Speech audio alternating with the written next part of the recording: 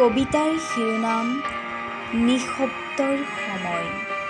কবি ডক্টৰ ববিতা দাস, শিক্ষা বিভাগ, পূব কামৰূপ মহাবিদ্যালয়। আবৃত্তি লাহৰী কলিতা। নিঃশব্দৰ সময়। নালাগে নাবান্ধো কোনো জোনাকী আশাৰে সুন্দৰৰ কাৰেংঘৰ। নাই নাই নকৰোঁ আবাহন কোনো শব্দৰ পোহাৰৰ। আলাপ কৰিব বিচাৰোঁ মাথো নিঃশব্দৰ লগত। গভীৰ গগন বিদাৰি নিস্তব্ধতাৰ বুকুচাত শূন্যতাৰ সমদল আহিব।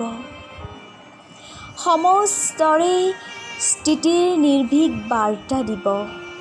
সিহঁতৰ পৰিধিবিহীনতাই বাংময় কৰি তুলিব এন্ধাৰ কলীয়া নিশাবোৰ। হেঁপাহবোৰ তাতেই পূৰণ কৰিম আৰু সমস্যাবোৰক হৰণ আৰু বিশ্বাসবোৰক মই যোগ কৰিম। যিমান পাৰি বিয়োগো কৰিম। অতদিনে থুপিত হৈ কুপিত কৰা বিষাদবোৰক কেনেকৈ ভবা ধৰণে সুখী হ'ব পৰাকৈ কৰিব পাৰোঁ চাওঁচোন বাৰু। নালাগে নালাগে নাবান্ধো কোনো জোনাকী আশাৰে সুন্দৰৰ কাৰেংঘৰ। নাই নকৰোঁ আবাহন।